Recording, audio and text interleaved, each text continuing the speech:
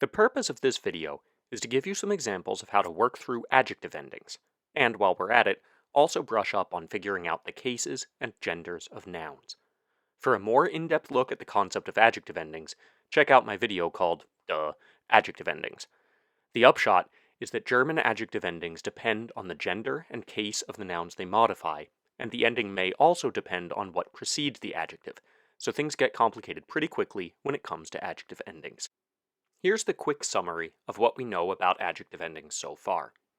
German adjectives before nouns will always add at least an E. When the noun is plural, in the dative case, in the genitive case, or a masculine noun in the accusative case, the adjective ending will be en. Otherwise, an E on a determiner can repeat. An R or an S can't. If the determiner doesn't already end in an R or an S, add one to the adjective, depending on the gender of the noun. Here's another way of thinking about this. After a definite article, that's the fancy grammar term for the word the, you only have two choices for how to end an adjective, with the letter E or with en.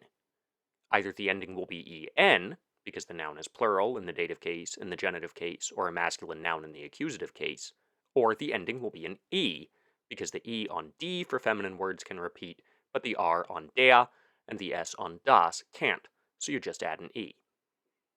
After an indefinite article, or a possessive form, so a word like ein, mine, dein, etc., again, the ending will be en if the noun is plural in the dative case, in the genitive case, or a masculine noun in the accusative case. Otherwise, your adjective should end the same way as the word for the if you were to put that word in front of a noun instead of the adjective. In fact, another way to put this is that if the noun isn't one of those automatic en ones, plural, dative, genitive, or masculine accusative, then your default option should be trying to make your adjective mirror the word the. Add er for masculine like der, e for feminine like die, or es for neuter like das. Then keep that r or s attached if the determiner doesn't have one, but take the r or s back off if it turns out that there already is one on the determiner, like der or das, which precedes the adjective, and just leave the e attached onto the adjective. Now, what makes adjective endings so tough probably isn't the endings themselves. After all, there are only 4 different ways to end preceded adjectives: en, e, er, or es. I think what makes adjective endings very difficult is figuring out the genders and cases of nouns. So before we start thinking more through the adjective endings themselves, let's take a quick look back at the various cases in German. Remember that case and gender are not the same thing. A masculine noun is always masculine and a feminine noun is always feminine, no matter what their function is in their context. Case, on the other hand, is how nouns show what their function is in a sentence, so case is flexible, whereas gender remains constant. Nouns in the nominative case are showing that they are the subject of a sentence. The definite articles der, die, das, and die, and the indefinite articles ein, eine, ein, and keine are used in the nominative. The accusative case is used for direct objects or the objects of certain prepositions. The only change from the nominative case is for masculine nouns, which are used with den and einen. The dative case is used for indirect objects and the objects of certain other prepositions. There, articles end in m for masculine or neuter nouns, r for feminine nouns, and n for plural nouns. Once you know the gender of a noun, most of the thinking involved in getting adjective endings right involves being certain of a noun's case. So here's a quick mnemonic device that might help. Remember the sentence, Rob gives Mike Nutella. Rob starts with R, which corresponds to the R on der. Mike starts with M, corresponding to the M on dem, and Nutella starts with N, which corresponds to the N on den. By the way, if the names Rob, Mike, and Nutella aren't helpful to you, feel free to substitute with other more meaningful names that also start with R, M, and N. The point is that Rob is the one doing the giving, the subject, so that will jog your memory that der, die, das, and die are reserved for the nouns doing the action of a sentence. Nutella is what's being given, and starts with an N. That gives you den, die, das, and die, Those are for the direct objects, the nouns being directly acted upon by the subjects. Mike is the one to whom the Nutella is being given, and that gives you the dem, der, dem, den dative row that corresponds to indirect objects, the nouns to whom or for whom the direct object is being acted upon. If this is the kind of mnemonic that works for you, then you might even want to consider putting in some other elements that will jog your memory about prepositions too. For instance, you could add with marshmallows, or a different noun starting with M, to remind yourself that mit will be followed by dative, or tack on for nothing to remind yourself that für will be followed by the accusative case. Obviously, you won't be able to put every single German preposition into a single sentence, so pick whichever preposition will best jog your memory about the other dative or accusative prepositions. Now that we've looked at cases for a while, we're going to work through some examples of adjective endings in German. But before we do, just keep in mind that these are not going to be normal, everyday, useful sentences. I'm going to try to stick a lot of adjectives into these sentences in order to get a lot of practice, but these are not necessarily things that normal people would be saying on a regular basis. Let's start off with a couple sentences where the only things missing are the adjective endings. First thing we're going to do is figure out the genders of nouns. Kaninchen is neuter, Lampe is feminine, and computer is masculine. Kaninchen is the thing doing the kneading in this sentence, and both the lamp and the computer are the things being kneaded by the Kaninchen. And so, Kaninchen will appear in the nominative case, Lampe will appear in the accusative case, and Computer will appear also in the accusative case. It's also a direct object. Because das precedes the adjective klein, Kaninchen will add just an E. We can't add an ES because S can't repeat. Lampe will add an E to its adjective, eine neue Lampe, because E's can repeat. And because Computer is a masculine noun in the accusative case, its adjective gets that automatic EN that's for plural, dative, genitive, or masculine accusative. In the next sentence, both Hund and Ball are masculine nouns. We are doing the seeing. The dog is what we see. It's the direct object.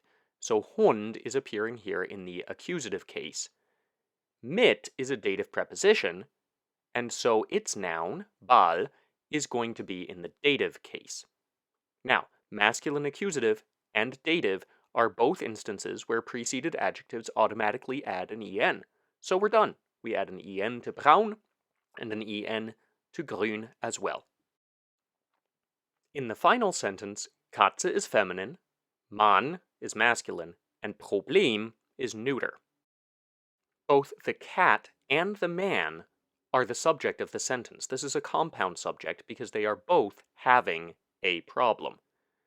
Problem is the direct object, so this noun is appearing in the accusative case.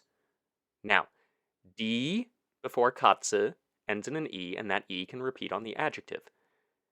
Der, for Mann, has an R on it that cannot repeat, so we add just that minimal E to the adjective. And finally, Problem is a neuter noun. Ein doesn't have an S on it, so we add one to the adjective and end up with ein großes Problem. Let's also take a look at some examples where we're not just missing the adjective ending, we're also missing the article, so that we have the chance to think through gender, case, and adjective endings a little bit better. In this first sentence, we have a neuter noun, Buch, and a feminine noun, Schwester. Buch is in the nominative case because it's the thing doing the being likable, and Schwester is in the dative case because the verb gefallen puts nouns following it into the dative case. That means if we want to say the book, we have to use the word das for neuter and nominative, and that would then correspond to the adjective ending E because S's can't repeat.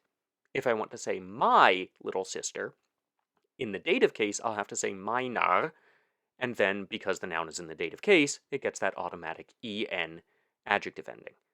However, let's say I wanted to say my book instead of the book.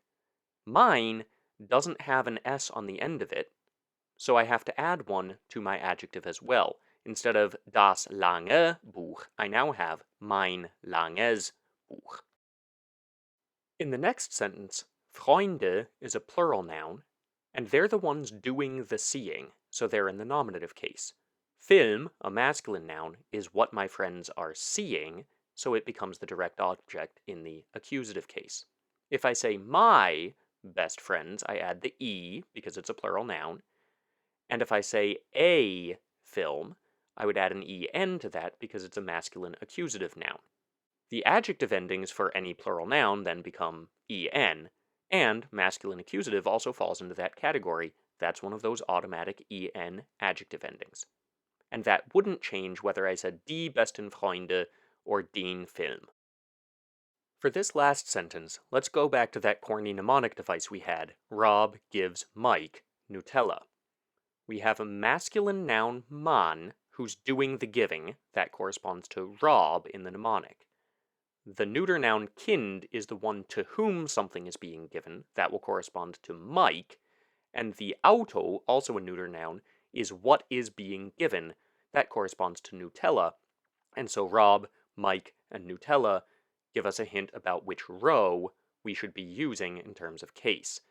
If we used the word the for all of these nouns, we'd end up with der Mann gibt dem Kind das Auto. Der comes from the Rob row, dem comes from the Mike row, and das comes from the Nutella row. Now that we have our articles taken care of, we can start thinking about adjective endings. Der before alt means that alt cannot add an ER to correspond to masculine, it just gets an E. Similarly, with das on Auto, we can't add an ES to rot, we just add that minimal E. And finally, Kind, as a dative noun in this sentence, automatically gets an EN because it's preceded by the article dem. Now remember, adjective endings depend not only on gender and case, but also on what type of determiner comes before them. And so if we change from der to ein, or from dem to einem, or from das to ein, we cannot leave the adjective endings as they were. We're going to have to rethink them. In that first noun, ein Mann, we're going to need to add the R here because ein doesn't already end in one. Kind is still in the dative case, so it's still an EN. That didn't change even though we went from dem to einem. But Auto, as a neuter noun, is going to need to add an ES now rather than just an E, because ein does not already by itself demonstrate the gender of Auto. That brings us to some of the common mistakes that start happening when people learn about adjective endings and then start to use them. First of all, keep in mind that these are adjective endings. They don't necessarily get added to the articles. Often, when people learning German learn about adjectives, they start putting these fancy new endings that they've learned in places where they don't actually go. For instance, on possessives, or the word ein. So for instance, people start saying, oh, Bruder is masculine, it's nominative, I associate that with an ER, and they'll add that ER to klein, and have kleiner Bruder, but they will overcompensate and start adding it to mein as well, when in fact, it doesn't belong there. The same thing sometimes happens with neuter nouns like Problem. Again, we associate that with an ES, and we say to ourselves we have to demonstrate the gender of Problem, we'll add an ES to ein and groß, when in fact it should only be added to the adjective, not to the article ein. The thing to remember here is that R's and S's don't repeat. They should only end up on the adjective, or potentially they could be on the determiner, but that's only with definite articles like der or das, in which case they will no longer repeat on the adjective. And that brings us to the next thing that people often start getting wrong when they start learning about adjective endings. Remember that adjective endings vary depending on the word that comes before them, if there even is one. So even if you're super solid on the gender and the case of the noun, it's unfortunately not even as simple as just saying, the adjective ending for masculine nouns is ER, because the ending depends on the preceding context as well. For example, in this first sentence, the word der precedes the adjective. In the second sentence, it's a possessive, so a stand-in for words like ein, and in the third sentence, there's nothing in front of the adjective. That means that the ending will not be the same in all three sentences. Remember, R doesn't repeat, So after der, we'll just add an e to the adjective. Ein doesn't add an r, so we'll add an er in the second sentence, but only to the adjective, not to the word mine. We'll also add er in the third sentence, since here the adjective is unpreceded. Again, the point is that even though all three sentences contain a masculine noun in the nominative case, the word before the adjective also matters, and that's an easy thing to forget about. Finally, there are other ways that you can use adjectives where you add things to the end of them. You can turn them into their comparative or superlative forms. So for instance, you might say, the younger man wears a hat, or my oldest sister sings badly, or cook with fresher butter. That er that we add to jung makes it into its comparative form. But that er that's being added is not the adjective ending. That's just what we've added to transform it into younger. We still need to add an ending to the adjective, and that ending gets tacked on after the comparative form's er. In the second sentence, I'm saying my eldest sister. The st ending makes the adjective superlative, and then the adjective ending e gets added on to the end of that to match the surrounding context. The e from meine can repeat. In the third sentence, we're going to turn the adjective frisch into its comparative form frischer. This means fresher in English. Now, the word butter is feminine. It's in the dative case because of the dative preposition mit, and since the adjective is not preceded by a determiner, we need to make the adjective end the same way as the word for the would in this context. For feminine dative, which corresponds to the word der, that means adding an er as an adjective ending, which also means that our adjective now becomes frischerer. Now, that's a rather silly sounding example, but the point I'm trying to make is that we've added er to this adjective twice for two different reasons. The first er was to make the adjective a comparative form, but that didn't mean we were done with the adjective. That er just so happened to be the same as the adjective ending, but it doesn't replace the adjective ending. We added the second er because we still needed an adjective ending on that comparative adjective. In case it's helpful, here's a table that attempts to summarize what we know about cases, the rows of the table, genders, the columns of the table, and adjective endings, the cells.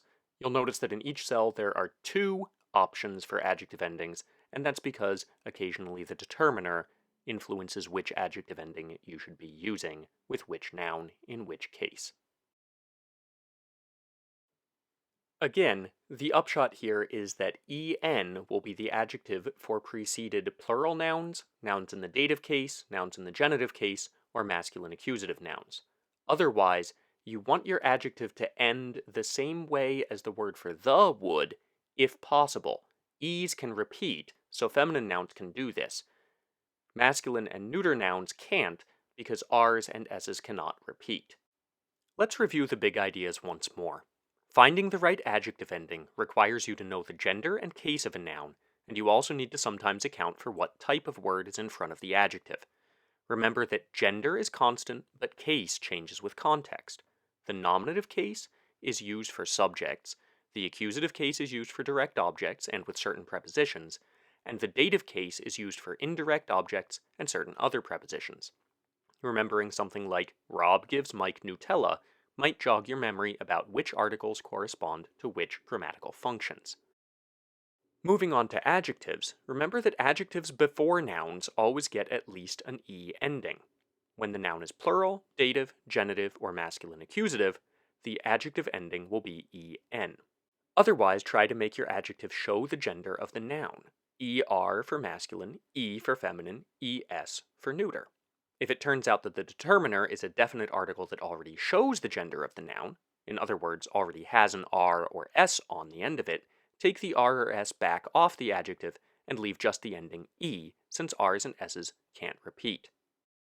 Thanks for watching, and happy Germaning.